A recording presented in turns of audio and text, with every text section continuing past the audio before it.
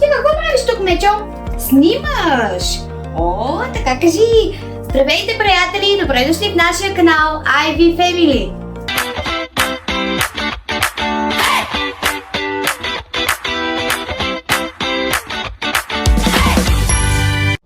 И така, приятели, в днешното видео няма да играем игри, няма да има предизвикателства. Ще ви покажем какво снимахме уикенда. Епизод 1 на нашият мини-сериал.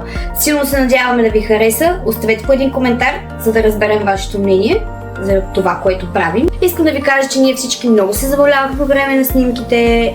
Спирам да плямпам и ви пожелавам приятно гледане. Просто вижте какво направихме.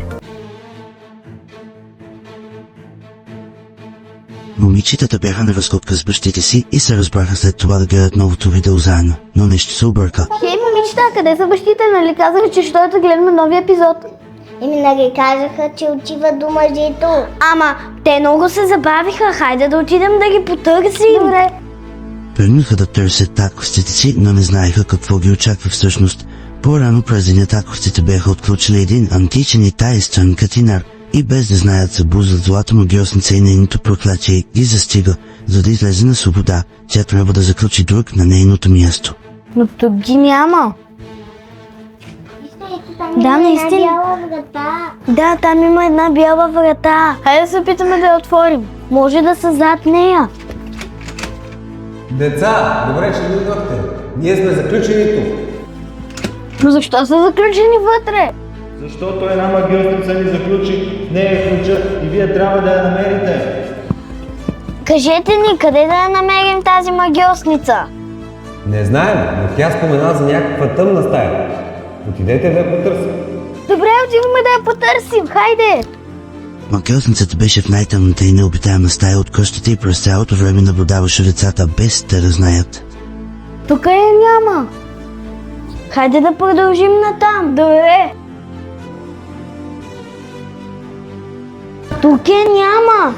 Ама те казаха тъмна стая. Но аз знам къде е. Безстрашните деца се качиха по стълбите на втория етаж от къщата и откриха тъмната стая и магиосницата, но това не беше всичко. Ето какво поиска тя. Това майче е тя. Очаквах ви.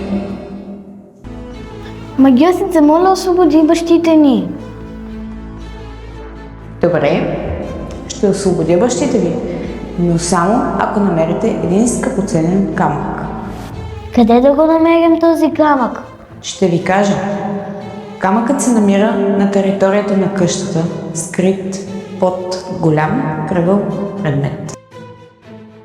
Хайде бързо да го намерим. Хайде! Успяят и да освободят бащите си. Очаквайте във втория епизод.